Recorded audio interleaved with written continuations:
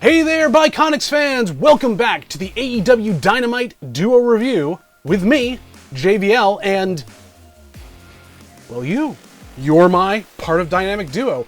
The Professor will pop in a little bit later with his thoughts on tonight's Dynamite, and Mikey is not here as well. They're both teachers and therefore getting their academic lives together at this point. September's a very busy month, so I get to share this with you. Professor will share his as well, but we're going to get started here with Fighter Fest from Georgia on August 23rd, and honestly, this is just false advertising. There was no fighting. This was promo fest, if anything. We were just getting ready for this. This was the go-home episode for All In. I mean, All Aboard. I mean, All in the Family. All Laundry Detergent. All for One, and One for... We start off hot. Big match. The Elite versus the Guns and Juice Robinson, accompanied by Jay White. And you know, how do you start a go-home show? You start it with a match that's not a match. More of a brawl, really. After the entrances, we got in there, everyone's coming in, and it was just a schmoz meant to further some of the storylines, but really it didn't do too much. Honestly, I couldn't pay attention to the beginning of it because, as we saw over the night as well, this was a night of extreme technical difficulties. We start with the Guns entrance, which usually has spotlights, and they go around each other. The lights wouldn't come on, and the house lights were brought up, and you couldn't see a damn thing. At the same time, everyone's entrance music sounded like it was being recorded from the speakers in the venue, and not a direct feed from the board to the TV broadcast. So you could barely hear it, it was kind of out of tune and out of time.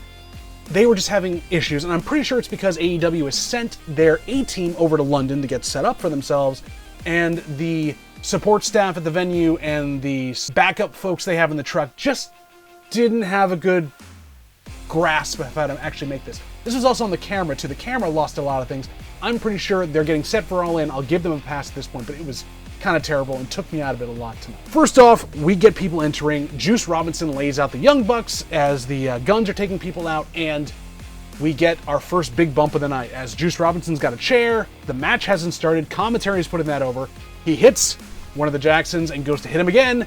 Rick Knox steps in. The referee takes the chair out of his hand and takes one of the stiffest shots to the face I have seen in quite a while.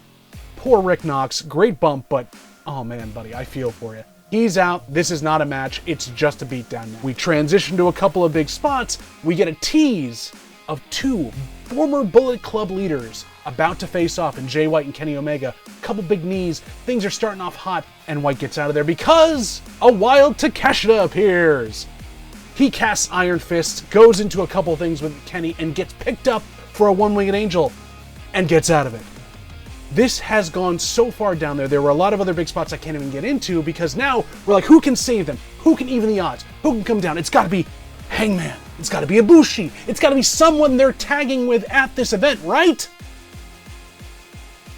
No, it's FTR from Collision, here to save the Bucks because they want them at their best. You know, the angle we've done for now 2 shows in a row in the week. No, we don't want your tag partners to come save you. We don't want the Golden Lovers to be on the last Go Home Dynamite. We just want FTR. Letdown of a really good angle there that honestly didn't need to do anything. It didn't further anything. It didn't showcase anything. High energy start, but yeah, kind of a waste of time. Next up, we cut backstage and a pre-tape promo where Renee Paquette is interviewing MJF. By himself, not with Adam Cole. This is the first time we're kind of talking to them. And I love this kind of overarching storyline in the night because they were going over what's been going on for the storyline of Adam Cole and MJF, but not in a way of like, here's a recap like WWE does every 5 seconds. Like this was like, get your personal thoughts on this, Max. How do you feel? And Max comes across oozing charisma. He's looking down the lens. He's making it awkward. He's joking and being everything in between, an amazing like high-end wrestling fan and a big swinging heel in the business. He name checks many WWE legends like The Undertaker and Hulk Hogan and says this is his chance to join that rank of people in this biggest event that's ever been. And I was very taken that Tony allowed specifically WWE legends to be name-checked and no one else. Like, they didn't bring up Dusty Rhodes, nothing about, like Blackjack Mulligan or Bruiser Brody or any of these ones that were in, like, Ric Flair even. It was literally just a bunch of people from WrestleManias. So interesting it was brought up that way, and I don't know if MJF is also playing that little bit there. We then go to a couple videos of how things have kind of turned around and kind of broken down between Adam Cole and MJF over this time, and we get to see that they're showcasing that MJF, in all of his kind of machinations, isn't really plotting to turn on Adam Cole. Whenever he's felt that way, whenever he feels attacked, it's in the moment. It's spur of the emotion. He's thinking about it at that time versus this has been my plan all along. And I love that they're setting that dichotomy up between the two partners, that is how the turn might happen. It doesn't say he's not going to turn, but we see that Max is more tied into the momentary thing of this. Great storytelling, and he's not plotting. So honestly, when MJF says, we're like brothers and brothers fight, he actually seems to believe it. Mwah! Teach a promo class, MJF. This is where you shine. You can get anything over. Before we get into this next match, I gotta say, I'm enjoying finally that they've kind of addressed this picture-in-picture thing with AEW, where now it's not just during every match, they're doing it over longer entrances, so that you really don't miss much going into a match you really gotta see. So perfect on that. I will say, if you have a chance, find a feed you can watch that's not the American broadcast, because the commentary continues and talks about what's going on in the ring in picture-in-picture, both during matches and also entrances, and it's kind of less scripted, kind of a little more unchained. It's really worthwhile trying to seek out a better feed for that. Use your VPN, and if there's any VPN companies that want to sponsor the Bi-Conics so we can promote that, I know a few that I use, and I'm happy to talk to somebody. We move into Jon Moxley versus Rey Fenix, and before we even got into this match, we knew that Rey Fenix is suffering from a very serious injury, and he may not make it to All In because of this injury. And that life-threatening injury is trying to become an American citizen. Because we all know, once that injury takes you, you can't get out of it anymore. And they don't want you to leave and move or do anything when you're trying to become one. Because, yay. We had to get them into this match and write Fenix off of All In as well as TV for a bit. Everyone's thinking this is going to be some kind of beatdown, BCC is going to be involved, quick match, easy thing, move on. Oh no, my friends. Oh no. These two put on a banger. And it was a literal banger. They took the tar out of each other, slapping, hitting, jumping off the ropes. Rey Fenix using his speed against Moxley. And I will say this, Mox is one of the best adaptable wrestlers you will find in wrestling across the board. He has a brawler style, but he can adapt it to his opponent so well that he can play the big man who takes no punishment, or he can play the underdog really well and change things up to make change of pace easier with the type of wrestler he's going against. I can't believe how smooth he is compared to everyone else in his faction, even Danielson. And it's great to watch this. He worked so hard against Fenix to both put him out there and also bring him straight down to earth. I will say I'm not loving the booking of ripping the mask off the luchador or breaking the mask apart to dishonor the luchador. It's kind of been done, especially by Jon Moxley and the BCC, way too much. I feel like you're gonna use it a couple more times, but it needs to be more sparing. I really expected this match to be brutal. How did I expect it to be brutal? I thought that we were being telegraphed in the first 2 minutes of this match because the referee, Bryce Remsburg, puts on his latex gloves as if someone's already bleeding. Now, I don't see Moxley bleeding, I don't see Fenix bleeding, but he has got him on there, so someone's gotta bleed, right? Honestly, I didn't see anyone bleeding until the second time I watched this match. There was no obviousness. Moxley was completely not covered in it. It took me a second on one of the chokes that probably was in picture-in-picture the first time I watched it to see that Moxley was bleeding from the arm. How he started bleeding from the arm, where he got cut up, or any type of rash, I have no idea. But the man bleeds on command. So we had our blood, wasn't that much, and it didn't take away from it at all. It was a hard-hitting match. They set Rey Fenix up to be almost indestructible. He takes an avalanche Death Rider off the second rope, kicks out. That should have been the end of the match.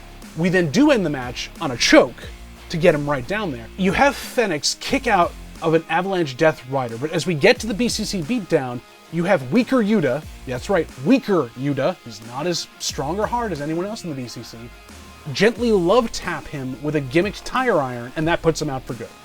That gets him stretchered out of the damn arena. We have come to another lovely episode of Wrestling Logic. It makes no sense! We then have the BCC come down for the beatdown, and who comes to save them? It's Eddie Kingston, it's Penta, they're coming down the ramp, but someone comes into frame. Who is that? They got a fedora on, they got a tank top, and they're holding a sock full of oranges. That's Ortiz. That's Ortiz from Proud and Powerful, but that can only mean, cue the music, and a video package of someone we haven't seen in a while. It's Santana! Santana and Ortiz are back on our TV screens together, in tandem. Now, as we may or may not know, and you may not have been watching as long as I have, those two had a very messy blow-up about a year ago backstage where they didn't want to tag together. They were having trouble relating to each other. Santana wanted to be a single star. Ortiz was devastated. They haven't been on TV for a while because Santana was injured and Ortiz was not pushed. But here they are, backing up the BCC, beating down Eddie Kingston and Penta. I'm excited to see where this goes. I worry for the two of them. They didn't look at each other much. They weren't near each other much. But Proud and Powerful with the BCC is a hell of a combination. Best friends come out. They try to even the odds up again, and we have our match set for All In now. It is no longer a 6-on-6. It's 5-on-5. Best friends, Eddie Kingston and Penta, versus Proud and Powerful and the BCC. We cut backstage again, and they've stretchered Fenix out to an ambulance. We're continuing the storyline. This is humongous, and Renee Paquette comes in to try to get some comments from Eddie Kingston, and we remember Eddie Kingston is the king of kayfabe. He holds on to it. This is where he wants to be. He gets mad that Renee is asking him any questions. He tries to brush her off, and she tries so hard, and he says, "You wanted me to fix it? I'm gonna fix it." And so he, at All In, is going to take him apart, but this was great to kind of say, like, Renee's just doing her job. Kingston knows that, but he's upset because her husband is going too far. Whew, okay, let's get to another match. This should be good. We should go from a backstage segment to another backstage segment. Okay, well, Renee is doing her job. She is doing her best to be everywhere at once, and she has found Sammy Guevara, and she wants to ask him, why did he back Jericho up? After all the things that went on, why does he still have his back? And before Sammy can speak, 2.0 come in. Magic Matt Menard is telling him that he is in a toxic relationship with Jericho and backing him up. Guevara says you've got to have their back, especially when they're being taken down a bad road with other friends. 2.0 is telling him, no, we're trying to do that for you because you're being taken down that road and we don't want you to go down. They walk off. Daniel Garcia is still there with them. Looks Sammy up and down, disappointed, and he leaves. But again, another promo right off the bat. I'm getting kind of sick of this, so hopefully we can move on to another promo segment. And this one was planned, of course. We cut to the lovely Tony Schiavone standing in the ring in a purple, amazing coat that I want. And Tony, where do you shop? Contract table is set up. He says the signing is ready to go, and they've got a bunch of local talent security, which, you know, people rag on this all the time, having local talent be these security guards that get their butts beat up every week. And why can't you get real security, or this wouldn't really happen? Again, wrestling logic, it makes no sense. I love seeing this because when you have local talent who probably get paid very little on the indie scene for what they do in Georgia or anywhere else, or they're in school at the Nightmare Factory or anything down there, the fact that they can get on TV, have a chance to be recognized for what they're doing, they get a payday that's probably better than anything they have in a while to be on actual network TV, and they get to showcase how well they can take a bump, give me that all day long. I love seeing these kids get thrown around. So I'm happy to see local talent security standing in the ring around. We get everyone down there. They introduce Will Ospreay and Don Callis. Then we get Chris Jericho coming in, everyone singing his song, with Sammy Guevara backing him up.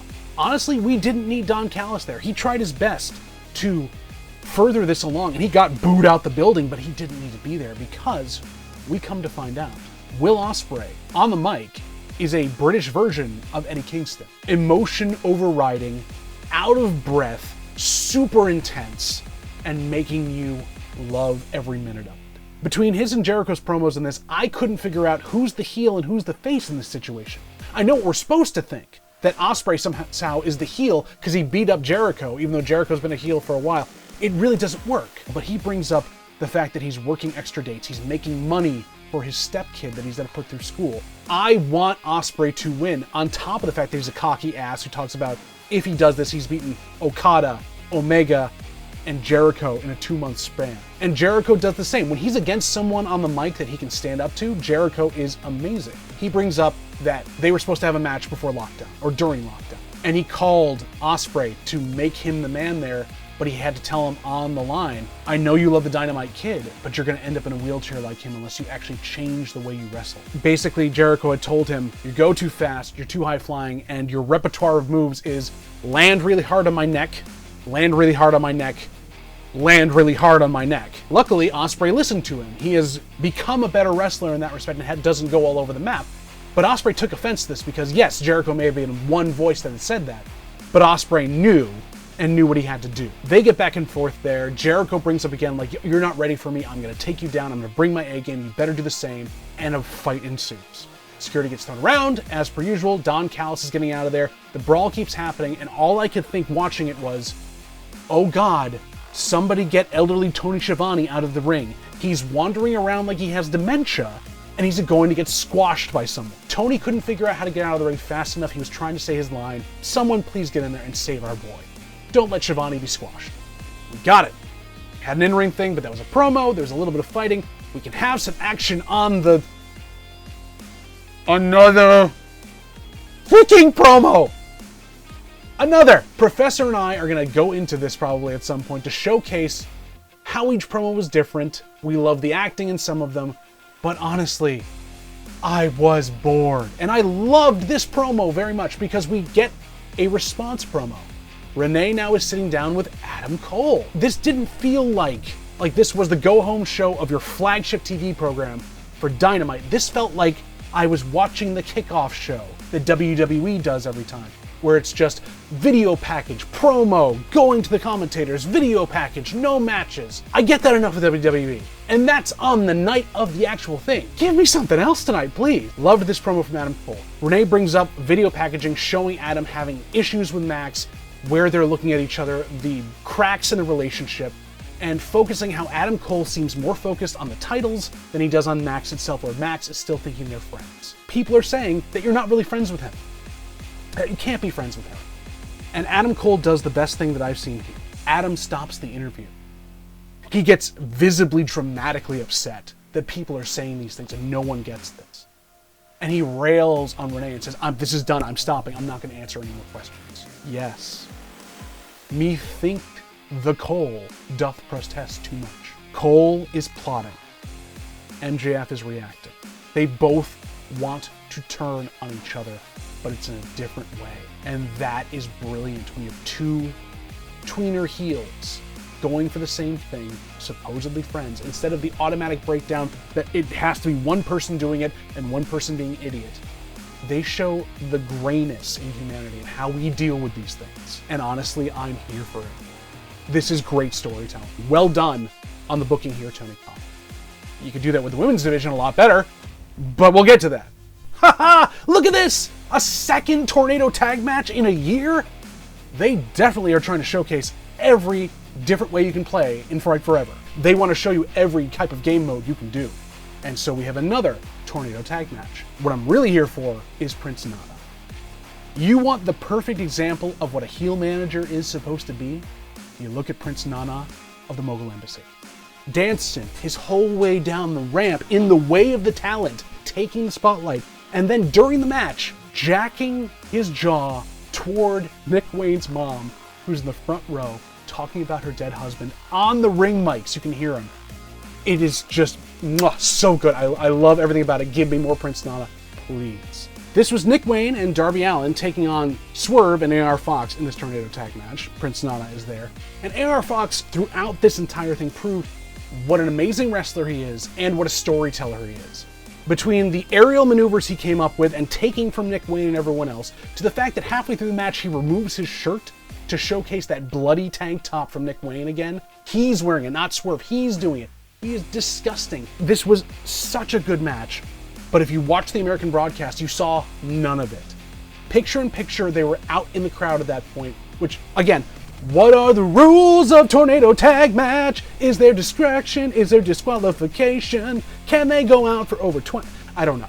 Basically, we have no idea what the rules are. They're out in the crowd in picture, and you miss it. If you had the other feeds, you could see the brutality going on, including Nick Wayne getting busted open Becky Lynch style. He fully embraced it the entire match and went his full not yet the man phase, because he's not, he's young and he's not going to. It was so bloody and ridiculous, and just, it's his Becky Lynch moment. He then takes that fire and that continuity problem that he has with it, and he becomes invincible. Darby Allin gets thrown out and gets one of the most disgusting swerve kicks with his head on a chair. No disqualification in a tornado tag match yet. I don't know, because Nana didn't get up. Nick Wayne becomes the focus of all of the offense. Double teams, ups and downs. A corkscrew brainbuster, which I love. That's my move of the night right there from AR Fox, his finisher as a corkscrew brainbuster. He kicks out of 2 of those. He kicks out of a double team. He kicked out of too many things. This kid, while amazing, you're not setting him up to be able to lose at that point, or if you do, he's way too powerful. I know why they did it in terms of setting up the story afterwards, but honestly, you could have taken one move away and had him get out there. Because of that, he rolls up Fox, and Darby Allin keeps Swerve out, and Nick Wayne and Darby Allin win. And then we get the fallout, the aftermath. Swerve has AR Fox in the ring, gets a mic, and breathing heavily, he tells him, this was a test that you failed. You couldn't beat an 18-year-old kid, and I don't need that. Nana, take care of this. And Nana fires AR Fox from the Mogul Embassy. Brian Cage appears out of nowhere and beats him down. All of a sudden, AR Fox is no longer part of Swerve's group after 2 weeks. This had been one of the most brutal storylines you had running in the company, and you skip ahead a month and a half of storyline in less than a minute because, what, you wanted to get a bigger name into a match? Because what happens after this is Darby saves AR Fox, forgives him, and then asks Swerve, well, now that you don't have him on your team for the coffin match, who are you going to bring in? And we assume it's Brian Cage or someone from the Mogul Embassy.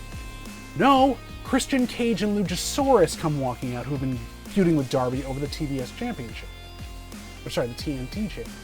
Now, we knew Christian Cage probably would appear because he has a fetish for kids with dead parents. It just makes him harder than a TLC match against the W's. He then runs Nick Wayne down, getting nuclear heat, bringing up his dead dad in front of his mother and saying that he is not worthwhile. We then get Christian Cage and Swerve in the coffin match against Sting and Darby Allin. I gotta ask, you have such a blood feud with AR Fox going on right now, and he's such a great worker, and he doesn't even get time to respond to Swerve on the mic or even get a piece of it. And you kick him out of storyline that you could have run for a while. But if you wanted Christian Cage in this match, you could have made it a 3-on-3.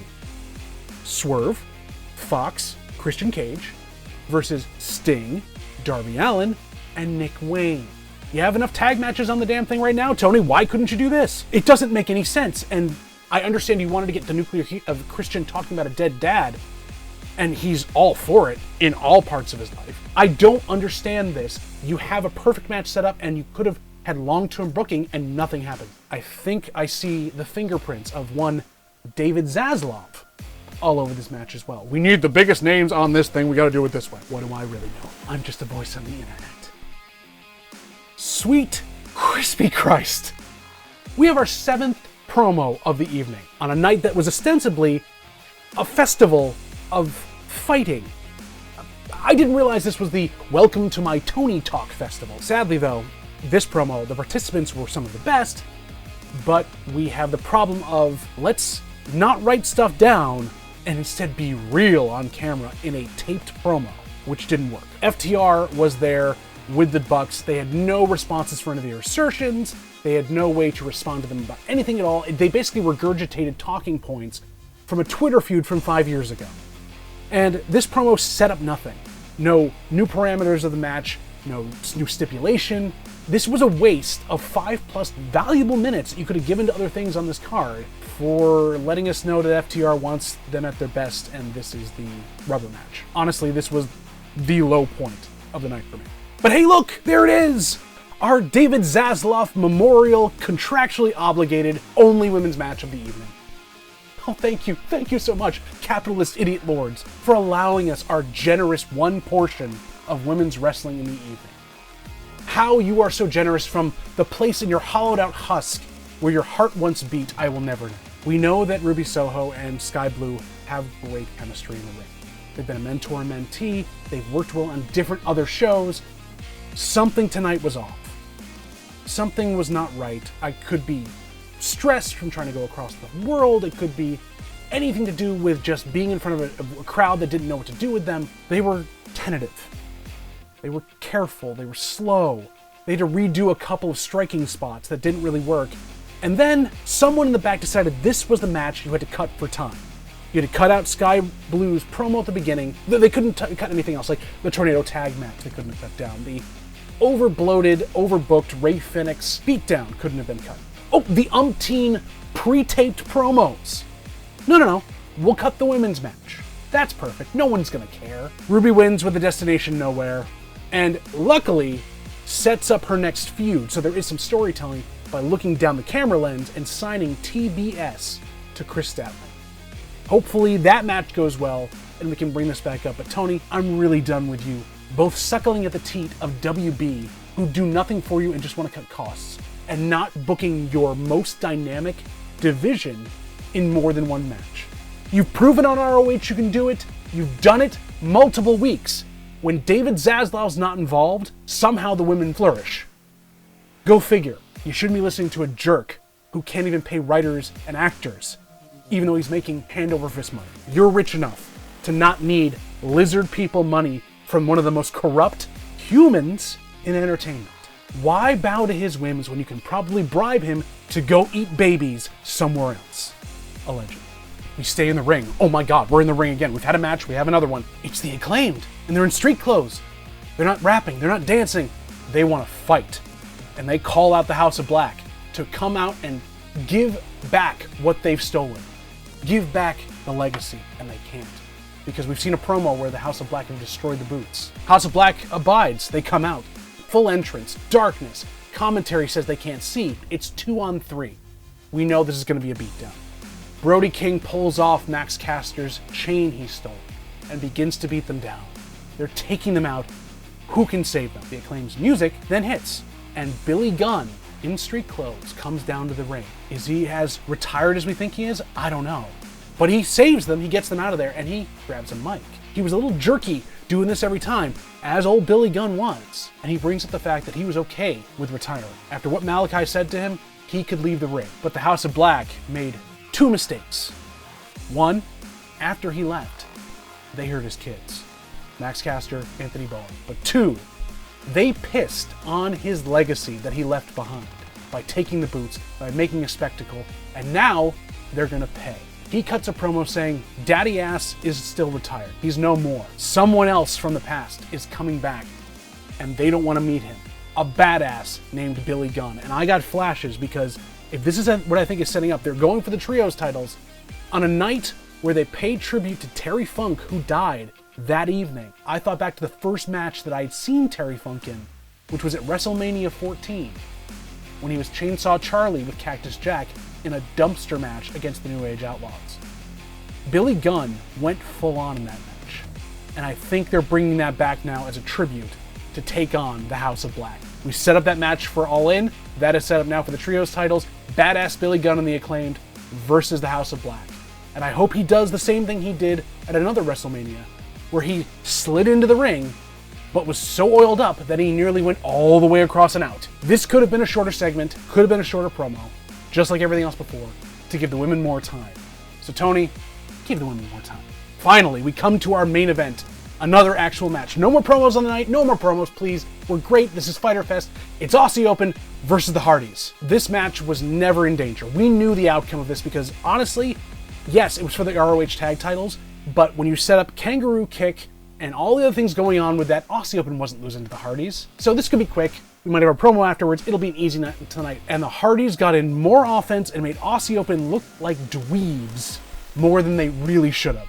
I get worried every time I watch the Hardys wrestle now because they are at the point now where they are made of literal paper. And seeing them pull off move after move that's going to hurt them against a young team like Aussie Open who gets no offense in really makes no sense to build up the threat of Aussie Open winning their titles at All In. For some reason, we get to a point where they turn on the switch and Aussie Open begins to beat them down, beats the Hardys 1, 2, 3 very quickly. Why did the match need to be this long? I have no idea, because of what sets up next. Reason for this match in the main event was for the after-match stuff. Aussie Open grabs the mics. They run down all the things that have come up over the last couple weeks. The kangaroo kick, the double clothesline, how they're better than you, baby. And they're not taking into this crap. None of it's going to happen. They're being the heels. And the Brochachos come out. Aussie Open goes for a double clothesline to beat them down and take them out, but they don't get the chance. MJF gets up and saves Cole from it. Saves Cole from a couple different things. He then signals for the double clothesline. They go to hit it, and Aussie Open gets out of the ring. But they get back in, and Max is hopping around. He can get over anything at all, setting up a kangaroo kick. He doesn't get the kangaroo kick, but he captures one of Aussie Open, and Adam Cole sets up ready to do a super kick, comes through, Aussie Open ducks, and Max catches the super kick. Did Adam mean that for Max? Tensions are boiling, and Max has had enough. He pushes past Adam Cole, he goes to go out of the ring and stops at the ropes. Dramatic timing is here. He pulls the Dynamite Diamond ring out, puts it on as if he's going to use it, and thinks better of it. But this all takes place in about 30 seconds. He turns around, they hug it out. Someone's going to turn, someone's going to double turn. They're going to be the champions while fighting over a championship. This has become one of the best things here that I have seen. I cannot wait to see it. Thank you for this. Keep it going, please. Oh, I'm just getting word. We're going to cut over to our in-the-field reporter, the Professor, and get his thoughts on AEW Dynamite and his review. Professor, throwing to you. Thank you, JVL. Hi, everybody. This is the Professor, and sorry I'm late to the Dynamite review. As the nickname would suggest, I'm a professor. College started this week, so I've been teaching non-stop, and we had auditions and callbacks, and this week was just madness, so I'm finally getting to wrap my brain around what we do here. Let's talk about Dynamite, which wasn't really a Dynamite. It felt more like, promo fest. Let's record all these things as we're heading to London so we have coverage for travel times or whatever else might be going on. It was okay. It wasn't the best Dynamite ever, but there was some really cool storytelling things that were happening. There were a few other things that kind of fell flat to me. We'll talk about that in just a second. I still don't understand how Dynamite started tonight. The Elite coming out, and then the Guns and was that Juice, right? Juice Robinson come out. They just kind of fight each other, and then Takeshita comes in, and then we sort of fight a little, and then it's over. It's a cool fight. It just kind of happened really fast, and I was like, wait, where are we going? And then we go right to MJF in the first promo of 50 other promos that were happening tonight. I like the MJF spot for these. I loved the Adam Cole spot. That's about it. I don't think any of these other promos really hit, at least for me. It just sort of seemed so contrived and schmackery. Renee's doing her damnedest, and she's the hardest working woman in AEW because Tony Khan won't let the other women wrestle. What is going on? The MJF and Adam Cole doing this brotherly love thing and sort of bookending the night with MJF and then the Adam Cole interview and then the Aussie Open MJF Adam Cole showdown at the very end. I thought that was great. It's breaking my heart though, because I think I know how it's going to end, because this is always how these things end, and they always end badly. And I really hope that Tony Khan realizes he's got a good thing going with MJF and Adam Cole, and that we see this forever, because I haven't bought my shirt yet, and I really need to do that. And I know I've mentioned that a bunch of times, but man, if this ends in some kind of weird heartbreak thing, I'm going to be really upset, because I don't want it to end yet. I like this a lot. John Moxley, Ray Phoenix or FedEx? I've heard Phoenix, FedEx, Phoenix TX, all those names. Luchadors are having a hell of a time with AEW. John Moxley's ripping the mask. Like, all the disrespect to the masks is gonna start getting the heat from the Latino community, and I don't know how I feel about that. Like, we need to stop messing with the luchadors' faces. John Moxley is obviously using a plastic Spirit Halloween store crowbar to break in the face of Ray Phoenix, FedEx, TX, which is sad and unfortunate. But I also think that what was really weird about this was that we're seeing him get put on the backboard, and then we immediately cut to Excalibur talking about DraftKings in this sort of somber way. We've just witnessed a tragedy, and that man is obviously bleeding with his face caved in from a crowbar. And so, DraftKings. I was almost disappointed to see the Jericho Appreciation Society after everything that's been going on. I kind of get the Sammy Guevara angle, okay, fine, but I don't think we needed it. Jericho was wearing whatever the hell that thing was with spiky spikes and whatever. I really like Will Ospreay. I think Will Ospreay is quite literally the next generation of talented professional wrestlers.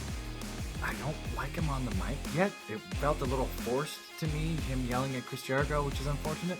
Chris Jericho's still smooth, can nail any promo anywhere, is fantastic at that. Kind of ran circles around him, in my opinion, for this contract signing stupid thing. There was something interesting that happened with the Adam Cole promo that I had a note here about, where he sort of gets angry at why can't we just be friends? Why doesn't anyone believe that we're just going to be friends? So they're kind of really building up the betrayal friend, something's going to go wrong angle, which makes me sad. Please don't be true. Please don't happen. So I didn't see this coming, at least not in this way. We have Swerve, AR Fox, Darby, Nick Wayne. I was right, Nick Wayne. We had this match happen. AR Fox takes the pin. Swerve gets mad. I was okay with this. I think if you were going to turn on AR Fox, you could have done it 100 different ways. It now makes sense to me. AR Fox's sort of trajectory to be heel, angry at Darby, and now back with Darby as this sort of reconciliation of the Seattle 3 or whatever this thing's gonna be. I was just kind of meh about this. I wasn't super excited about it until Christian Cage and Luchasaurus saved it for me. That was what I wanted. That's what I needed to be interested. It's like, oh, the stakes are huge now, and then whatever this TNT Championship thing is we're gonna see it play out. But that was super cool. I liked that bit. Sky Blue versus Ruby Soho was fantastic. I really enjoy Sky Blue. I love what she's doing. I know we all kind of, well, I don't want to say this because this video will last forever. Let me just say, Sky Blue. I disagree with the internet on this one. There's a lot of people that did not like this match or felt like we didn't need it in a go-home show. And I absolutely disagree. We need more women's wrestling in a go-home show. What are you talking about? We got to get this in the comments. Throw that in the comments because I would love a heated debate about women's wrestling because we need more of it, not less of it. Come on. I really like this Aussie Open Hardy Boys match. I love seeing the Hardys. We've talked about that at length here. I'm still worried about them as they get older. I hope Tony Khan is taking care of them financially because these guys are gonna need surgeries and walkers and wheelchairs and oh my god. Aussie Open wins. They cut a promo. They call out Adam Cole and MJF kind of snidely. They come out. There's this weird, we're gonna fight, we're not gonna fight, and then they fight. And then we get this Adam Cole MJF stare down, which is sort of confirming my theory of they're gonna turn on each other. We're gonna break this up. The ring is gonna have something to do with MJF's win. Adam Cole might have a mistake. Something might happen. I don't know. Oh, by the way, there was a generic white guy, Roderick Strong, sighting in a promo we didn't need that had no impact on anything. Why even do it? I'm sure Roderick Strong has something to do with this match or something to do with what's happening at Wembley. I don't know what it's gonna be. I just hope it doesn't suck. Thank you, Professor. That was enlightening. But now, back to our regularly scheduled review.